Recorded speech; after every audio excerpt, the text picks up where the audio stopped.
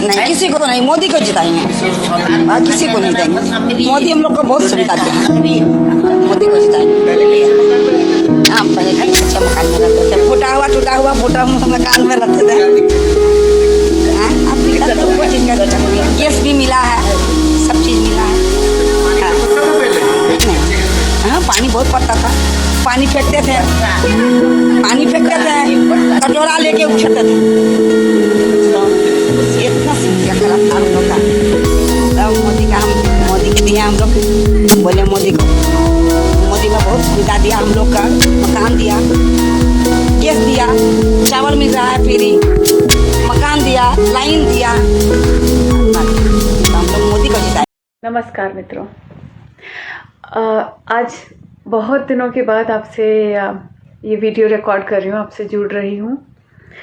मैं कुछ दिनों के लिए मैं बाहर थी, महाराष्ट्र गई हुई थी, मुंबई गई हुई थी और बहुत अच्छा ट्रिप रहा मेरा। बहुत काफ़ी इम्पॉर्टेंट जगहों पे घूमी मैं, जो शायद पहले मुझे तो इतनी ज़्यादा अच्छी जगह मुझे पता नहीं थी और शायद बहुत सारे लोगों को नहीं पता होगी। तो इस बारे में आपसे बाद में बात करूंगी। एक छोटा सा वीडियो मैं रिकॉर्ड करने की कोशिश कर रही हूँ, लेकिन आज बात करते हैं चुनावी गर्मी और इस समय जो भारत का माहौल है, जो तापमान चल रहा है उसका। तो मोदी जी ने अच्छा खासा चुनाव को पलट तो नहीं दिया है, चुनाव जा तो उसी डायरेक्शन में था, लेकिन जो बोरियत छाई हुई थी ना, उसको भगा दिया है। उन्होंने कांग्रेस का manifesto open and out discussion करना उस पर प्रारंभ कर दिया है। तो मित्रों, जो सबसे खतरनाक बात जो है मैनिफेस्टो की, जो मोदी जी ने हाईलाइट की, वो है वेल्थ रीडिस्ट्रीब्यूशन। यानी कि कमा रहा है कोई, मेहनत करे कोई और उसको बांट दिया जाए सब लोगों में। वो काम करें ना करें, वो आतंकी हो ना हो, कोई भी हो, सब में बराबर बराबर बांट दिया जाए। ये काम किसका है? Wealth redistribution. आपके टैलेंट, आपके मेहनत, इन सब को परे रखते हुए आपने मेहनत करके पैसे कमाए और उस पैसे को लोगों में बराबर बराबर बांट दिया जाए, या गवर्नमेंट छीन ले, उसका जो करना है वो करे अपने हिसाब से। ये किसका काम होता है? ये काम है डिक्टेटर का। जी हाँ, यही काम जितने भी डिक्टेटर हुए हैं उन्होंने किए हैं। अब यहां से बात आती है कि आजकल एक नए मसीहा, नए प्रॉफिट आए हुए हैं मार्केट में डेमोक्रेसी के, जो बात करते हैं कि इंडिया में कैसे डिक्टेटरशिप आ गई है। लगभग 80% डिक्टेटरशिप आ चुकी है। अच्छा जी, तो पहले इन्हीं मसीहा, इन्हीं नए प्रॉफिट ध्रुव राठी जी की बात करते हैं। जरा देखते हैं कि उन्होंने अपने पिछले कुछ वीडियोस में क्या क्या कहा है। ऐसे इनके इंट्रो के लिए ना सबसे बेस्ट आप ये क्लिप पहले देखिए। लाल रंग का उस पर आइकन लगा के वाव वाव वाव वाव वाला breaking news, brain wash alert. Rathi ji, German कुतिया आ गई है, भौंक रही है लगातार। आपको देखना पड़ेगा मित्रों, जर्मन कुतिया आ गई है, ब्रेन वॉश कर देगा। बाप रे बाप। सिमिलैरिटीज नोटिस करना शुरू किया है। भावना ने मुझे सुन किया नफरत के इंजेक्शन से, मुझे होश में लाएगी वही मोहब्बत की औषधि से। नफरत के बाजार में मोहब्बत की दुकान खोल रहा हूँ। मैं क्रांति की लौ जलाऊंगा, अन्याय मिटाऊंगा, मैं तानाशाहों के सिंहासन हिलाऊंगा। मैं विचार हूँ, सुन हो जाऊं कभी, लेकिन मैं कभी मरता नहीं। राहुल गांधी आपके दिमाग में, मैंने मार दिया उसको। जिस व्यक्ति को आप देख रहे हो वो राहुल गांधी नहीं है। क्या हमें सही में जरूरत है और हाईवेज की? जैसे ही आपने अपने स्कूटर में, मोटरसाइकिल में पेट्रोल डाला ना, अदानी जी के जेब में सीधा पैसा जाता है। जो चीजें हो रही हैं देश में उसको देखकर लगता है Modi is around 70 to 80% on the way of becoming a तानाशाह। आटा 22 रुपए लीटर, आज 40 रुपए लीटर। मध्य प्रदेश में 35 लाख बेरोजगार युवा है। बजट में से अगर 100 रुपए का निर्णय लिया जाता है तो आदिवासी कितना निर्णय लेते हैं? 0.01। मतलब आदिवासी अफसर 100 रुपए में से 10 रुपए का निर्णय लेते हैं।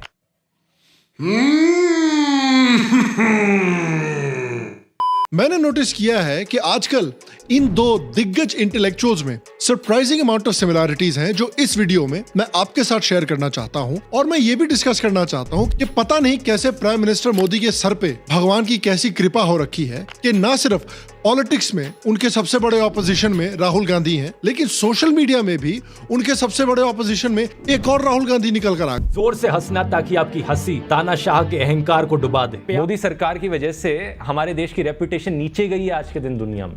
ओके, जनता महंगाई और बेरोजगारी से बहुत परेशान हो गई है। मीडिया पूरा बिक चुका है, इलेक्शन कमीशन के ऊपर प्रेशर है, सरकार चुनती है उन्हें, ईडी सीबीआई जैसी एजेंसीज की कोई रेपुटेशन रह नहीं गई है। सुप्रीम कोर्ट के जजेस के ऊपर इतना प्रेशर पड़ता है कि जब सुप्रीम कोर्ट के जजेस रिटायर हो जाते हैं तभी वो खुलकर बात कर पाते हैं, और जो एग्जिस्टिंग जजेस हैं वो खुलकर डिसीजन भी नहीं ले पा रहे हैं। 2024 की ये इलेक्शन यही आखिरी मौका है हम सबके लिए। लेकिन जितना दुग्गल साहब अपने बायस और अपनी शायद आइडियोलॉजी की वजह से इंडिया की इलेक्टेड गवर्नमेंट को एक डिक्टेटरशिप बता रहे हैं, उतना ही वो ऐसी चीजें बोल रहे हैं जिससे ये सवाल उठ रहा है कि क्या ये यूट्यूब के राहुल गांधी हैं। इस वीडियो में हम इस थ्योरी को आपको प्रूफ करने की कोशिश करेंगे। इन दोनों दिग्गजों के बीच में सबसे बड़ी पहली सिमिलैरिटी ये है कि ये दोनों अल्टीमेट लेवल के इंटेलेक्चुअल्स हैं। देखिए, पहले के जमाने में शंकराचार्य, विवेकानंद और श्री अरबिंदो जैसे इंटेलेक्चुअल्स हुआ करते थे। आज के जमाने में हमारे दो सबसे बड़े इंटेलेक्चुअल्स ये दोनों हैं। भावना ने मुझे सुन किया नफरत के इंजेक्शन से, मुझे होश में लाएगी वही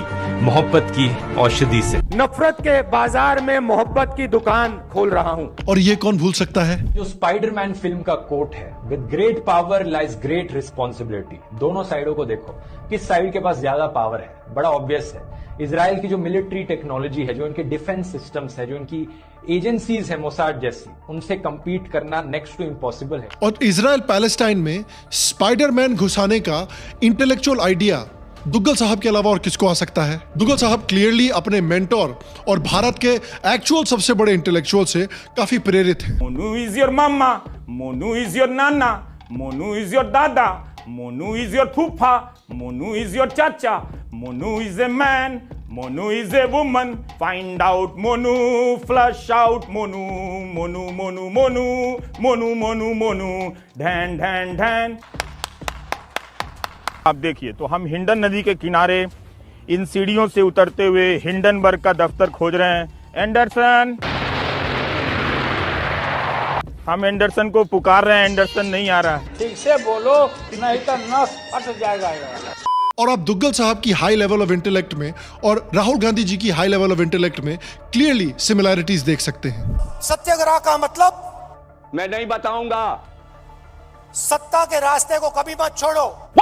ऐसी मशीन लगाऊंगा, इस साइड से आलू घुसेगा, उस साइड से सोना निकलेगा। ना सिर्फ ये दोनों इंडिया के हाईएस्ट लेवल ऑफ इंटेलेक्चुअलिज्म तक पहुंच चुके हैं, बल्कि मैथमेटिक्स में भी इन्होंने पूरे देश को पीछे छोड़ दिया है। देखिए, जिस तरह डून फिल्मों में ये प्रोफेसाइज किया गया है कि एक लिसान अल गईब नाम का मसीहा आएगा और पूरे अराकिस को बचाएगा, उसी तरह भारत में प्रोफेसाइज किया गया है कि सीवी रमन की मृत्यु के बाद मैथमेटिक्स की दुनिया को रेवोल्यूशनाइज करने के लिए दो मसीहा आएंगे, राहुल गांधी और दुग्गल साहब। जो चीजें हो रही हैं देश में उसको देखकर लगता है Modi is around 70 to 80% on the way of becoming a तानाशाह। यार, ये 80% तानाशाह क्या होता है बे?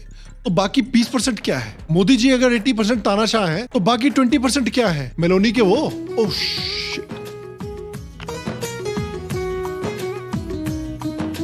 मैं इंसान हूं, दर्द मुझे भी होता है। गुलशन भी अब तो वीराना लगता है। सॉरी मोदी जी, दुखती रग पे हाथ रख दिया मैंने गलती से। मेरा दिमाग खराब मत कर। सॉरी। ये तो वही बात हुई कि मैं बोलूं कि मैं 80% इंसान हूं और 20% पालक पनीर हूं। कोई सेंस है इस बात का? नहीं। इलेक्टोरल बॉन्ड्स पे भी इनकी मैथमेटिक्स को अगर आप देखें, जिसको अजीत भारती ने काफी अच्छे से एक्सप्लेन किया है। दोस्तों पहले मुझे लगता था कि कांग्रेस के नेता सबसे बड़े स्कैम है, जिन्होंने 150 या 1000 करोड़ में नहीं बल्कि लाखों करोड़ में अलग अलग क्षेत्रों में घोटाले किए हैं। फिर मुझे ये वीडियो मिला। मैंने कहा था दोस्तों, इलेक्टोरल बॉन्ड स्कैम देश के इतिहास का सबसे बड़ा स्कैम है। इससे पता चलता है शिक्षा की इंपॉर्टेंस। फिर लगा कि ये आदमी सबसे बड़ा स्कैम है, जिसे लगता है कि इलेक्टोरल बॉन्ड जो कि हर पार्टी ने लिया, 2019 से ही कांग्रेस ने इसका विरोध किया, फिर भी 1422 करोड़ के बॉन्ड भुना लिए, वही भारत का इसके लिए सबसे बड़ा स्कैम है। 2G, कोयला scam, Agusta Westland, Tata truck घोटाला, कॉमनवेल्थ स्कैम, आदर्श घोटाला, cash for vote, JNK cricket association, Aircel Maxis, Antariksh Devas, पिलेटस trainer aircraft घोटाला आदि तो लाखों करोड़ में वो स्कैम। तो बात तो सही है, मोदी जी पर ज़रूर महादेव की कृपा है जो ऐसे ऐसे लोग उनके ऑपोजिशन में मिले हैं। एक तरफ राहुल गांधी है, दूसरी तरफ ये ध्रुव राठी है जो बेसिर पैर की बात करता है, और इसको जो लोग सुनते हैं ना, उनके साथ तो मुझे सिंपैथी भी नहीं है। पता नहीं कौन से कैसे लोग होते हैं जो इस आदमी को सुनते हैं। मैंने इसको सुनने की कोशिश की, पिछले 2 हफ्ते से मैं यही ट्राई कर रही हूँ इसके वीडियोस देखने की। 1 मिनट के ऊपर मैं जा नहीं पाती हूँ, उसको झेल नहीं पाती हूँ। इस आदमी का जो भरतनाट्यम चल रहा होता है और इतनी नॉनसेंसिकल बातें कहता है, ये आपका सुनने का मन कैसे होता है इस पागल आदमी को। एनीवे, इसको सुनने वाले मुझे लगता है पूरी तरह से हीन भावना से ग्रसित, नेगेटिव IQ लेवल वाले, जिनको कुछ समझ में नहीं आता, पर ये एटीट्यूड है कि हम तो इंग्लिश स्पीकिंग है, हमको भी कुछ बोलना है, कुछ ना बोलेंगे तो हम बेवकूफ़ समझे जाएंगे, और हम तो वेस्ट के बूट लिकर्स हैं, तो हम कैसे हिंदी और हिंदू सभ्यता की बात हम कर कैसे सकते हैं। तो ये एक परफेक्ट आदमी है ऐसे लोगों के लिए जो हर चीज़ के खिलाफ है। जो भी चीज़ सही है, आपकी संस्कृति, आपकी सभ्यता, सच्चाई, सब के खिलाफ है ये आदमी। रिबेलियस, एकदम रिबेलियस एटीट्यूड वाले जो लोग होते हैं ना, जिनको खाली रिबेलियन बनने में मज़ा आता है। किस बात के खिलाफ आप खड़े हो रहे हो, किस चीज़ के लिए आवाज़ उठा रहे हो, आपको कोई लेना देना नहीं उससे। ऐसे लोगों के लिए ये परफेक्ट आदमी है, फॉलो करने लायक। मुझे लगता है इसके फॉलोअर सारे ऐसे ही होंगे। एनीवे, आगे बढ़ते हैं। अब ज़रा देखते हैं ये जो नए नए प्रॉफिट साहब आए हैं, इनकी हिपोक्रेसी, इनके कुछ ऐसे कृत्य जो बताते हैं कि ये कितने सिंपल, सच्चे, ऑनेस्ट आदमी हैं, और साथ ही कितना अधिक ये डेमोक्रेसी को बचाने की कोशिश में लगे हुए हैं। याद रखिए कि कोरोना के समय पर दुग्गल साहब जब डॉक्टर बने थे तो उन्होंने एक पूरी डिटेल वीडियो बनाकर कहा था कि भाई कोरोना जो है वो तो जनरली देखिए चाइना तक ही सीमित रहेगी। मीडिया झूठ मूठ में फियर मॉन्गरिंग कर रही है, भारत सरकार झूठ मूठ में रिस्ट्रिक्शन लगा रही है। तो चाइना से बाहर रहने वाले लोगों के लिए मेरी राय में कोई घबराने की बात नहीं है। प्रिकॉशंस मेंटेन करके रखिए, लेकिन घबराने की कोई जरूरत नहीं है। बस मीडिया की तरफ से इतनी फियर मॉन्गरिंग फैलाई जा रही है, डर का माहौल बनाया जा रहा है कि देखो क्या एक नया वायरस आ गया, जैसे कि कोई ज़ॉम्बी एपोकलिप्स आ गया। इतना कुछ नहीं हुआ है, जैसा मैंने आपको बताया इस वीडियो में। ये सारी चीजें चाइना तक ही सीमित। लेकिन हमारे एक्सपर्ट को देखिए कि तुरंत पलट भी गए। कोविड-19 इटली में इतनी बड़ी क्राइसिस बन गया, वहां पर सरकार प्रिपेयर्ड नहीं थी। नंबर ऑफ इन्फेक्टेड लोग इतनी तेजी से बढ़े कि हॉस्पिटल्स में जगह कम पड़ गई, हॉस्पिटल बेड्स नहीं थे वहां पर। आज के दिन इतनी बुरी हालत है कि डॉक्टर्स को सोचना पड़ रहा है कि पहले मैं इस पेशेंट को देखूं या उस पेशेंट को देखूं, मेरे पास तो एक ही हॉस्पिटल बेड है। कोलंबिया एक कंट्री है साउथ अमेरिका में, उसने 19 डे क्वारंटीन डिक्लेयर कर दिया है पूरे देश के लिए, जबकि वहां पर कोई भी एक सिंगल डेथ तक नहीं हुई है कोरोना वायरस से। तो पहले से ही प्रिपेयर कर रहे हैं इस चीज के लिए, एक बहुत अच्छी चीज है। और इन सारी कंट्रीज को देखकर हमें भी और सख्त कदम उठाने की जरूरत है। और आज फिर से हमारे मेडिकल डॉक्टर दुग्गल साहब ने एक लेटेस्ट वीडियो बनाई है जिसमें वो डॉक्टर बने हैं और कह रहे हैं कि रेमडेसिविर जो है, जो कोविड-19 को ट्रीट करने के लिए इस्तेमाल किया गया था, वो बिल्कुल यूजलेस है। फिर भी भारत सरकार ने इसकी प्रोडक्शन की। नवंबर 2020 में ही WHO यानी वर्ल्ड हेल्थ ऑर्गेनाइजेशन ने कह दिया था कि रेमडेसिविर को हमें नहीं यूज करना है। WHO ने एक बहुत बड़ी स्टडी करी थी 14,000 से ज्यादा लोगों पर, 450 से ज्यादा हॉस्पिटल्स में, 35 अलग अलग देशों के। इस स्टडी में पाया गया कि ये रेमडेसिविर एक्चुअली में कोविड के खिलाफ इफेक्टिव नहीं है। लेकिन फिर भी हमारी सरकार ने ना सिर्फ रेमडेसिविर को अप्रूव किया बल्कि इसकी प्रोडक्शन को बढ़ाने की भी बात करी। अब देखिए, मैं इसका क्या ही जवाब दूं। मैं दुग्गल साहब के लेवल का इंटेलेक्चुअल तो ऐसे भी नहीं हूं। एक इंटेलेक्चुअल का जवाब सिर्फ एक इंटेलेक्चुअल ही दे सकता है, इसलिए दुग्गल साहब के एलिगेशन का जवाब दुग्गल साहब ही देंगे। याद रखिए, दुग्गल साहब ने WHO की रिपोर्ट आने के बाद क्या कहा था। कुछ रिसर्च ने यह बताया है कि मे बी रेमडेसिविर मदद करता है ड्यूरेशन ऑफ इलनेस को कम करने में अगर उसे सही टाइम पर दिया जाए। और इसी रिपोर्ट के कई महीनों के बाद दुग्गल साहब कई महीनों तक जिस रेमडेसिविर को आज ये यूजलेस बोल के गवर्नमेंट को गालियां दे रहे हैं, उसी रेमडेसिविर को अपने सोशल मीडिया पर प्रमोट कर रहे थे।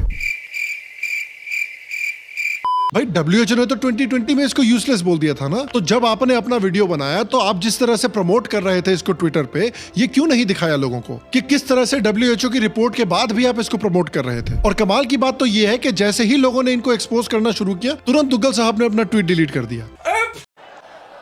हिपोक्रेसी की भी सीमा होती है। और अगर रेमडेसिविर की खुद की बात करें तो कोविड में इसका काफी बड़ा रोल रहा है और इंडिया के कई डॉक्टर्स ने इसको एक्सेप्ट किया है कि रेमडेसिविर ने लोगों की मदद करने में बहुत बड़ा रोल निभाया है। अगेन देखिए, दुग्गल साहब का भी गांधी जी के लेवल का इंटेलेक्चुअलिज्म इसलिए है क्योंकि he never lets facts get in the way of his ideology. बिल्कुल राहुल गांधी जी की तरह। This is the sign of a real true intellect. देखिए, दुग्गल मसीहा जो हैं, वो प्यू रिसर्च सेंटर के डेटा में इसलिए विश्वास नहीं करते क्योंकि इसको मिसलीडिंग बना दिया गया है। तो एक सर्वे मिसलीडिंग है, लेकिन V-Dem, reporters without borders, freedom house के जो रिपोर्ट्स आए हैं, जिनको दुग्गल साहब ने बहुत प्रमोट किया था अपनी वीडियोस में इंडिया की डेमोक्रेसी पर सवाल खड़ा करने के लिए। नमस्कार दोस्तों, यूएस में आई एक नई रिपोर्ट ने बताया है कि इंडिया अब एक आजाद देश नहीं रहा। इसी महीने डेमोक्रेसी रिपोर्ट 2024 रिलीज हुई स्वीडन के वीडेम इंस्टीट्यूट के द्वारा। उन रिपोर्ट्स में कोई प्रॉब्लम नहीं है, वो रिपोर्ट्स बिल्कुल भी किसी तरीके से मिसलीडिंग नहीं हो सकती। जबकि फ्रीडम हाउस, जिसको ये इतना कोट कर रहे हैं, इसको लिटरली अमेरिका की गवर्नमेंट फंड करती है। ये organisation basically American foreign policy का एक आर्म है। उसके बावजूद इसमें कोई प्रॉब्लम नहीं हो सकती। यही तो होता है असली इंटेलेक्चुअल, जो आइडियोलॉजी के हिसाब से देखता है कि क्या सही है और क्या गलत है।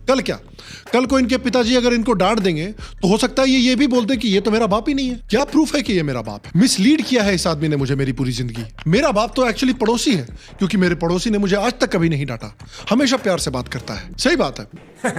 और दुग्गल साहब की इंटेलेक्चुअलिज्म भी तो देखिए। करण थापड़ को ये जाके बोलते हैं कि प्यू रिसर्च सर्वे जो है वो बिल्कुल गलत है, लेकिन उन्होंने खुद ये कहा था। इस ऑर्गेनाइजेशन के बारे में बात करते हैं। इस सेंटर की स्पेशलिटी सर्वेज में ही है और दुनिया भर में ऐसे ये कई डिटेल्ड सर्वेस कंडक्ट करवाता है। इसे अपनी फील्ड में one of the most credible organisations माना जाता है। कई ऐसी वेबसाइट्स होती हैं जो बायस चेक करती है मीडिया हाउसेस का कि कोई मीडिया हाउस लेफ्ट लीनिंग है या राइट लीनिंग है, तो वो वेबसाइट्स भी इसे सेंट्रिस्ट कंसिडर करती हैं। ओवरऑल काफी क्रेडिबल ऑर्गेनाइजेशन है, काफी क्रेडिबल सर्वे है। मसीहा साहब तो अपने वीडियोस में प्यू रिसर्च सेंटर के डेटा को बिल्कुल फैक्ट की तरह इस्तेमाल कर चुके हैं। 2021 के प्यू रिसर्च सेंटर के सर्वे ने भी यही चीज बताई थी। फिर उसके बाद रिलीजन पे दुग्गल साहब का इंटेलेक्चुअलिज्म देखिए। Do you pray?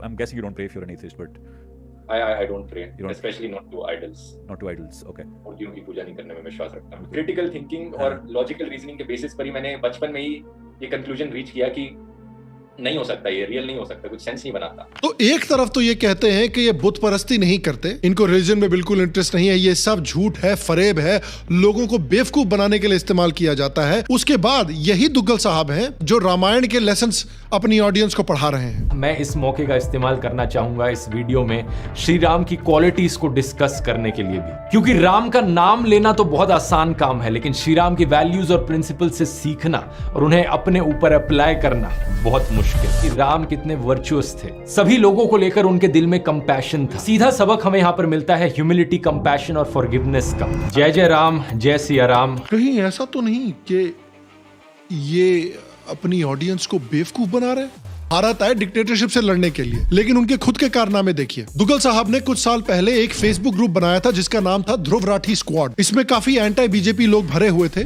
और इसके काफी सारे एडमिन्स थे जिनका काम था कि ये इस ग्रुप का इस्तेमाल करें एंटी ध्रुव राठी कंटेंट को मास रिपोर्ट और डिलीट करवाने के लिए। आप एक एग्जाम्पल देखिए, FMF नाम का एक यूट्यूबर था जिसने दुग्गल साहब को एक्सपोज करते हुए एक वीडियो बनाया था कुछ साल पहले, और देखिए किस तरह से ध्रुव राठी स्क्वाड ने उस वीडियो को मास रिपोर्ट करके डिलीट करवाने की कोशिश की थी। उसके बाद इस वीडियो के क्रिएटर एफएमएफ ने कहा था कि उसको ध्रुव राठी स्क्वाड के मेंबर से धमकी भरे ईमेल्स भी मिल रहे थे। इनके ऊपर आरोप है कि इन्होंने एक माइनर की इलीगल डॉक्सिंग करके उसको भी धमकी देने की कोशिश की है। और भी देखिए कि ये तानाशाही से इतनी नफरत करते हैं कि जो भी इनके खिलाफ या जिस पार्टी को ये सपोर्ट करते हैं उसके खिलाफ आवाज उठा रहा हो, उसके पेजेस डिलीट करवा रहे थे और कितनी फक्र से उसकी बातें कर रहे थे। जी न्यूज फैन क्लब्स, जिसका पूरा का पूरा पेज हमने बैन करवा दिया रिपोर्ट करके, क्योंकि वो इतनी गंदी हेट स्पीच फैला रहा था और फेक न्यूज फैला रहा था। उसके बाद है नेशन नमो, जिसकी पोस्ट हमने डिलीट करवाई। उसके बाद है बार बार मोदी सरकार, मोदी फॉरएवर। जिन आईडीज को बैन करवाना है फेसबुक, ट्विटर या कोरा से, तो उन आईडीज के हम नाम आपको पढ़कर सुनाते हैं। भारत एन अनटोल्ड स्टोरी नाम के फेसबुक पेज को, नमो ब्रिगेड इंडिया को, शंखनाद को, द इंडिया आई को, नरेंद्र मोदी फैंस फ्रॉम तमिलनाडु, फिर कार्मिक मीम्स, फिर स्क्विंट नियॉन 786 को इन्होंने बैन करवाने की कोशिश की। ये आदमी डिक्टेटरशिप को बचाने आया है भारत। ये तो वही बात हुई कि यार एक फिल्म में आपने शक्ति कपूर को हीरोइन की इज्जत बचाने के लिए भेज दिया। आओ, वेरी बैड आइडिया। तो ये तो हो गए हमारे राठी साहब। उसके पहले अब हम जरा बात कर लेते हैं बीजेपी और कांग्रेस के मैनिफेस्टो की। तो बीजेपी ने, उनका जो मैनिफेस्टो है उसमें उन्होंने अपनी योजनाएं, जैसे कि प्रधानमंत्री जन धन योजना, आवास योजना, उज्ज्वला योजना, अटल पेंशन योजना, अटल भूजल योजना, जिससे उन्होंने गांवों गांवों तक, हर उस घर तक जहां पानी की दिक्कत थी, सभी को पानी पहुंचाया, पेयजल पहुंचाया है। मिड डे मील योजना, मिड डे मील योजना यूं तो लॉन्च हो गई थी पहले ही, लेकिन ये मिड डे मील योजना भी पहले सीमित थी, केवल प्राइमरी एजुकेशन तक ही सीमित थी और कुछ ही स्कूलों तक। मोदी जी ने आकर उसको प्री प्राइमरी, सेकेंडरी स्कूलों में भी लागू करवाया।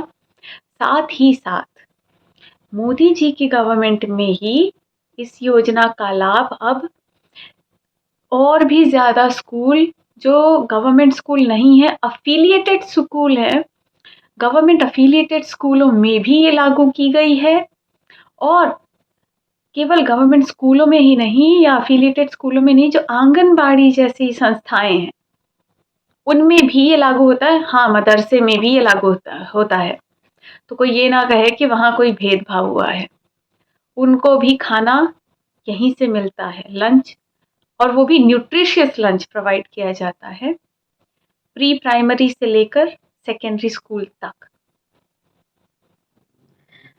उसके बाद आते हैं प्रधानमंत्री मुद्रा योजना, जिसने कि बहुत सारे स्टार्टअप को, एसएमई सेक्टर को बहुत अच्छा बूस्ट दिया। सुरक्षा बीमा योजना, जीवन ज्योति योजना, आयुष्मान भारत योजना और किसान सम्मान निधि, ये बहुत ही इम्पोर्टेंट चीज़ है जो किसानों के लिए। इसका हमें और आपको समझ नहीं आएगा कि अरे इतना पैसा दे दिया किसानों को, उससे क्या होगा। जिस किसान के पास बीज खरीदने के पैसे नहीं है ना, वो 6,000 महीने के, उनके लिए बहुत बड़ी बात है। उसमें किसान का बीज आ रहा है, किसान उसे बोएगा, उसकी खेती करेगा, फसल उगाएगा। तो जाकर उस किसान से पूछिए कि उसके लिए ये कितनी बड़ी बात थी। और भी कई सारी योजनाएं हैं। इनकी योजना का तो आप पूरा कच्चा चिट्ठा निकाल सकते हैं, आप गूगल करिए और बड़ी सी लिस्ट आएगी आपके सामने। तो बीजेपी ने अपने मैनिफेस्टो में जो भी योजनाएं की हैं, जो भी काम किया है, राम मंदिर, ये तो अविस्मरणीय कार्य है जो इनके कार्यकाल में हुआ है, कोई नहीं भुला पाएगा। इन सब कामों के ऊपर उठकर इसकी भूमिका लेते हुए और आगे बढ़कर काम करने के वादे किए हैं। अब और हाँ, हिंदू रिवाइवल, ये कैसे भूला जा सकता है। आज हम और आप जो माथे पर तिलक लगाकर इतने शान से हम ऑफिस भी जाते हैं, पहले हम नहीं कर पाते थे, नहीं करते थे, क्योंकि उस तरह का वो संचार नहीं था जनमानस में। आज वो एक हिंदू प्राइड लेता है ना इस बात में, एक प्राउड फील करता है कि मैं हिंदू हूँ। 2014 से पहले कहाँ था ये भाव, नहीं था। तो एनीवे, आज जिस तरह हमारे विदेश मंत्री यूरोप में बैठकर यूरोप को खरी खोटी सुनाकर उनकी औकात मुंह पर दिखाकर आ जाते हैं। पहले ये भी नहीं होता था, है ना। ना ही पहले ऐसा होता था कि हमारा विदेश मंत्रालय अमेरिका की नॉनसेंस पर उसको आईना दिखाता है और उसको बोलता है पहले जो तुम्हारी यूनिवर्सिटी में हो रहा है ना, हम उस पर अपना विरोध प्रकट करते हैं, हमें उससे तकलीफ हो रही है, आप उस पर ध्यान दीजिए। इस तरह की वार्निंग पहले नहीं दी जाती थी, है ना। तो ये सारे चेंजेस हैं और बीजेपी का मैनिफेस्टो इसी पर आधारित है। इसको बेस बनाकर उन्होंने और कामों की लिस्ट अपनी जारी की है। अब चलते हैं जरा कांग्रेस के मैनिफेस्टो पे, जो कि टॉक ऑफ द टाउन है इस समय।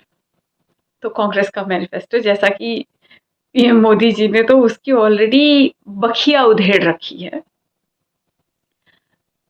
एक तो ये लोग वेल्थ रीडिस्ट्रीब्यूट करने की बात कर रहे हैं। तो भाई, आप डिक्टेटर मोदी जी को बुलाते हैं और डिक्टेटरों वाले काम स्वयं करना चाहते हैं। तो क्या बताएं, राहुल जी और राठी जी में जो सिमिलैरिटी श्याम शर्मा ने ड्रॉ की है, कितनी सही है ना वो। अब दूसरी बात जो है, जो सैम पिट्रोडा ने की, इनहेरिटेंस टैक्स, जो कि इनके मैनिफेस्टो में नहीं है, बात सही है, लेकिन इनका विचार तो ऐसा रहा है। मनमोहन सरकार जब थी, मनमोहन सिंह के समय भी ये इनहेरिटेंस टैक्स लाना चाहते थे। तो क्या है इनहेरिटेंस टैक्स? तो मित्रों, 1953 में नेहरू, जो कि ना तो उनके कोई बड़े भाई थे और ना ही हमारे पिताजी के कोई ऐसे छोटे भाई थे, लेकिन पूरे देश के चाचा वो हो गए हैं। तो उन चाचा जी ने एक डेथ टैक्स लाया था, विच इज इनहेरिटेंस टैक्स, कि यदि आपकी मृत्यु हो जाए तो आपने जिसको भी अपना नॉमिनी बनाया है, अपना विल आपने जिसके भी नाम की है, उसको केवल 45% मिलेगा और 55% गवर्नमेंट रख लेगी। ये होता था इनहेरिटेंस टैक्स। 1953 में लागू हुआ था ये। अब आते हैं हम 84 में, अप्रैल 84 में इंदिरा गांधी अपनी वसीयत करती हैं, जिसमें वे अपनी प्रॉपर्टी अपने तीनों ग्रैंड चिल्ड्रन के नाम, यानी कि राहुल गांधी, वरुण गांधी और प्रियंका वाड्रा के नाम करती हैं। 84 में उनकी हत्या हो जाती है। 85 में, अप्रैल 85, राजीव गांधी, उस समय के प्राइम मिनिस्टर, ये राजीव गांधी इस एक्ट को रिपील कर देते हैं, इसे खत्म कर देते हैं। 85 में हो रहा है ये सब कुछ, लेकिन इफेक्टिव कब से है ये? अप्रैल 1984 से, ना कम ना ज्यादा। अपनी इंदिरा गांधी की जो प्रॉपर्टी उनके ग्रैंड चिल्ड्रन के नाम पे थी, वो उनको मिल जाए, इसलिए पूरा का पूरा एक्ट इन्होंने रिपील कर दिया। और अब सैम पिट्रोडा को चाहिए कि फिर से ये एक्ट लगा दिया जाए, और वो अपने सहूलियत के हिसाब से उसको हटा भी देंगे, उनको जब हटाना होगा। जब आपसे पैसे लेने हैं तब वो लगाएंगे, जब अपने पैसे बचाने हैं तब वो हटा देंगे। सिंपल बात है। अब मेरी आपसे अंत में यही विनती है कि वोट देने आप लोग ज़रूर जाइए। आएगा तो मोदी ही, बात सही है, लेकिन यदि आप वोट नहीं करेंगे ना, तो दुविधा हो सकती है। अगर हमें आमूलचूल परिवर्तन चाहिए तो हमें वोट देना है, और केवल वोट नहीं देना है, बहुत अच्छी मात्रा में सीटें भी जितानी है बीजेपी को। जो नारा मोदी जी ने दिया है ना, 400 पार, वो हम सब के बल पर दिया है। तो हम सब को उसे रियलिटी बनानी है। उस 400 पार को हमें जीवंत करना है। इसीलिए गर्मी हो या जो भी हो, वोट ज़रूर देने जाएं। नमस्कार, वंदे मातरम, जय श्री राम।